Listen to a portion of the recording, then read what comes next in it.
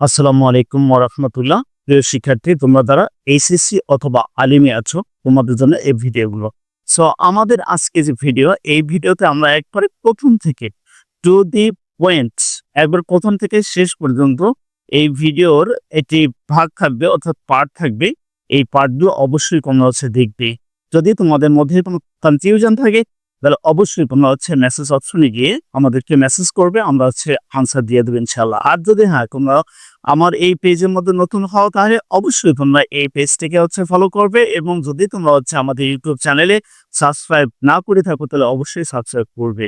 So আমরা চলে আসছি আজকের যে বিষয়টি, সেটা হচ্ছে ন্যারেটিভ স্টাইল।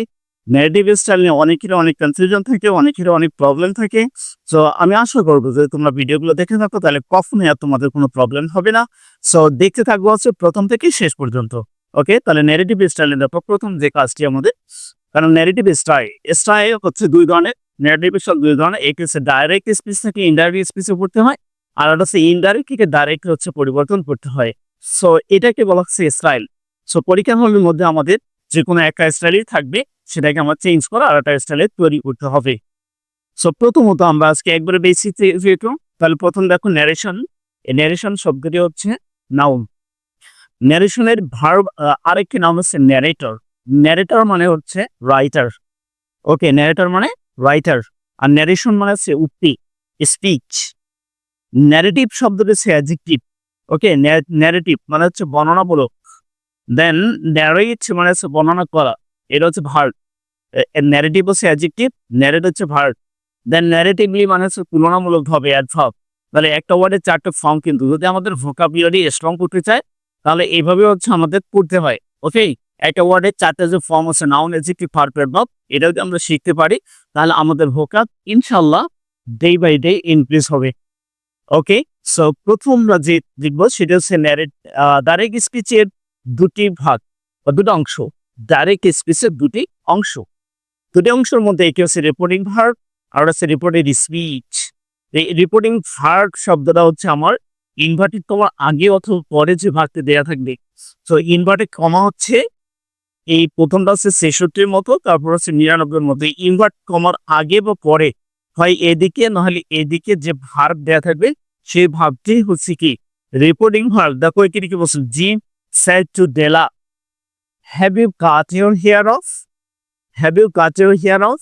তাহলে আমার এই যে ইনভার্টেড কমার বাহিরের যে অংশটুকু আছে, এই অংশের মধ্যে যে ভার্বটুকু আছে, এই ভার্বটাকে বলা হয় রিপোর্টিং ভার্ব।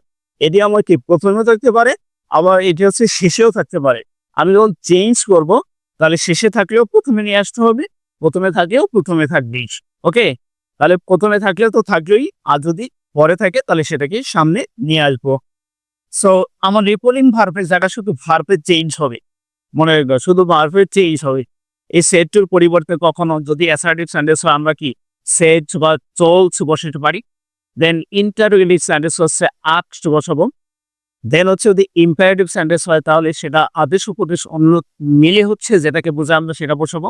অর্থাৎ রিকোয়েস্ট, অর্ডার, অর্ডার, ডিমান্ডস, প্রহিবিটস, এরকম কিছু ওয়ার্ড আমরা এখানে বসিয়ে দেবো অ্যাকর্ডিং টু দ্য সেন্টেন্স, ওই সেন্টেন্সের অবস্থা দেখে। যদি এটা এক্সক্লেমেটরি সেন্টেন্স হয়ে যায় তাহলে সেক্ষেত্রে বসে বসে exclaimed or cried out in joy, cried out in sorrow, অথবা সে এক্সক্লেইমড জয়, এক্সক্লেইমড সরো। তাহলে এটা ভার্বের পরিবর্তন হলো। যদি এটা অবজেক্টিভ সেন্টেন্স হয় উইশড অথবা প্রেইড বলবে। ওকে, সো আমাদের এই রিপোর্টিং ভার্বে শুধু ভার্বটা চেঞ্জ করতে হবে। এখানে যে পার্সন আছে এটা চেঞ্জ করতে হবে না, এটার উপরে চেঞ্জ করতে হবে না। ওকে, শুধু ভার্বটা চেঞ্জ করতে হবে। নেক্সট হচ্ছে রিপোর্টেড স্পিচ। রিপোর্টেড স্পিচ তাহলে আমরা কোনটাকে বলবো, এই যে ইনভার্টেড কমার ভিতরে যে অংশটুকু দেয়া আছে এই অংশটুকুর নামে হচ্ছে স্পিচ, আর সেই স্পিচ হচ্ছে রিপোর্টেড স্পিচ। সো এই রিপোর্টেড স্পিচ এই অংশটার নাম ওকে রিপোর্টেড স্পিচ। আর এবারে দেখো রিপোর্টিং ভার্বটি চলে গেছে পরের অংশে। ওকে, এটাকে আমরা সংক্ষেপে আরভি লিখলাম, RS reported speech and RV reporting verb. তাহলে এই রিপোর্টিং ভার্বে তো আমরা দেখলাম ভার্বের চেঞ্জ হয়, আর স্পিচের সম্পূর্ণ পরিবর্তন হয়। দ্যাট মিনস এখানে সাবজেক্টের পরিবর্তন হবে, ভার্বের পরিবর্তন হবে, হয়তো কোনো অ্যাডজেক্টিভ অ্যাডভার্বের পরিবর্তন হবে। ওকে, তাহলে এখানে হচ্ছে সবেরই পরিবর্তন হবে। আবার এখানে আরেকটি বিষয় আছে লিঙ্কিং ওয়ার্ড। ওকে, লিঙ্কিং ওয়ার্ড। লিঙ্কিং ওয়ার্ডগুলোকে যদি অ্যাসার্টিভ সেন্টেন্স হয় তাহলে লিঙ্কিং ওয়ার্ড দ্যাট বসে। যদি ইম্পারেটিভ সেন্টেন্স হয় তাহলে লিঙ্কিং ওয়ার্ড টু বসে। যদি অবজেক্টিভ সেন্টেন্স হয় বা অন্য কোনো সেন্টেন্স হলে অবজেক্টিভ সেন্টেন্স হচ্ছে আমরা কি দ্যাট বসাবো। ইন্টারোগেটিভ সেন্টেন্সে ইফ হতে পারে, ডাব্লিউএইচ ওয়ার্ড হতে পারে। দেন হচ্ছে আমার এক্সক্লামেটরি সেন্টেন্সে হচ্ছে দ্যাট বসে। তাহলে দেখো দ্যাট আমার 3 জায়গায় বসলো, অ্যাসার্টিভ সেন্টেন্সে পড়ছে, অবজেক্টিভ সেন্টেন্সে পড়ছে এন্ড এক্সক্লামেটরি সেন্টেন্সে পড়ছে। তাহলে এই হচ্ছে লিঙ্কিং ওয়ার্ডগুলো চেঞ্জ করতে হবে কখন, ইনভার্টেড কমা তুলে দিয়ে হচ্ছে এই লিঙ্কিং ওয়ার্ডগুলো বসাতে হবে। এবার প্রথম যে পরিবর্তনটি আমাদের আসবে রিপোর্টিং ভার্বটি পরিবর্তন করার পর এবং লিঙ্কিং ওয়ার্ড বসানোর পর আমাদের যে পরিবর্তনটি চলে আসবে সেটি হচ্ছে স্পিচের পরিবর্তন। তো স্পিচের পরিবর্তনের ক্ষেত্রে প্রথম যে পরিবর্তনটি হবে সেটি হচ্ছে পার্সনের পরিবর্তন। পার্সন মানে কি? পার্সন মানে হচ্ছে আমার সাবজেক্ট, এখানে মেইনলি হচ্ছে সাবজেক্ট। ওকে, তাহলে সাবজেক্টের চেঞ্জ হবে। তো প্রথমে সাবজেক্টের চেঞ্জগুলো আমরা একটু সাবজেক্টগুলো এক নজরে দেখে নিই। এরা হচ্ছে subjective form, I, we, you, he, she, they, এটা সাবজেক্টের ফর্ম। ওকে, এখানে যদি আমরা সাবজেক্টগুলো এই অবস্থায় রেখে তাহলে আমার যে স্পিচের মধ্যে যে সাবজেক্ট থাকবে ওই সাবজেক্টগুলো এই অবস্থায় আমাকে নিয়ে আসতে হবে। দেন হচ্ছে অবজেক্টস। ওকে, আই এর অবজেক্ট হচ্ছে আই, মি। দেন পসেসিভ হচ্ছে দুটি, এটি হচ্ছে পসেসিভ অ্যাডজেক্টিভ আর এটা হচ্ছে পসেসিভ প্রোনাউন। ওকে, তাহলে আই, মি, মাই অথবা মাইসেলফ এর হচ্ছে ফার্স্ট পারসন দুইটা অনলি, এই দুটো হচ্ছে ফার্স্ট পারসন। দেন হচ্ছে এখান থেকে চলে আসলো ফার্স্ট পারসন, প্রথম দুইটা first person. Second person you এবং ইউ এর পসেসিভ হচ্ছে ইওর অথবা ইয়োরস।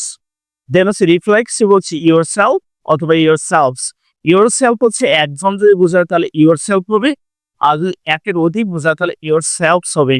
দেন হিয়ার অবজেক্ট হিম, পসেসিভের একটাই আছে হিজ, এবং দেন রিফ্লেক্সিভ হচ্ছে হিমসেলফ, শি, হার। এটা হচ্ছে অ্যাডজেক্টিভ আর এটা হচ্ছে প্রোনাউন। এর আগে বললাম যেহেতু her, hers, herself, or they, them, their. Okay, theirs অথবা দেমসেলভস। তাহলে আমাকে দেখতে হবে স্পিচের মধ্যে কোন ফর্মটি দেওয়া আছে। যদি সাবজেক্টিভ ফর্ম থাকে তাহলে আমার যে রিপোর্টিং ভার্ব আছে রিপোর্টিং ভার্বের সাবজেক্ট আসে সাবজেক্টিভ ফর্মে যাবে। যদি এটা অবজেক্টিভ ফর্ম দেওয়া থাকে তাহলে আমার কি হবে, এই রিপোর্টিং ভার্বের যে সাবজেক্ট বা অবজেক্ট যেটাকে আমরা নিয়ে যাব, যে পার্সনটাকে নিয়ে যাব, সেটি এখানে কি অবজেক্ট আকার ধারণ করবে। যদি এটা পসেসিভ ফর্মে থাকে, ওকে, তাহলে আমার স্পিচের যে পার্সনগুলো আছে যদি পসেসিভ ফর্মে থাকে তাহলে আমাকে কি করতে হবে, এখানকার জাগিয়ে নেই না কেন সেটা গিয়ে এখানে পসেসিভ আকার ধারণ করবে। তাহলে সোজা কথা, এখানে যদি সাবজেক্ট আকার থাকে তাহলে এখান থেকে এসে সাবজেক্ট আকার ধারণ করবে। যদি অবজেক্ট ফর্ম থাকে তাহলে এখান থেকে এসে অবজেক্ট ফর্ম ধারণ করবে। যদি পসেসিভ থাকে তাহলে এখান থেকে এসে পসেসিভ ফর্ম ধারণ করবে। ওকে, তাহলে আমরা শুধু পার্সনের বিষয়টা দেখলাম। নেক্সট ভিডিওতে হচ্ছে পার্সনের পরিবর্তন, how to change a person. শুধু পার্সন নয়, সামনে যে ভিডিও থাকবে আমাদের সেই ভিডিওতে থাকবে হচ্ছে পার্সনের পরিবর্তন, ভার্বের পরিবর্তন। So don't miss the class. Okay, again আসসালামু আলাইকুম।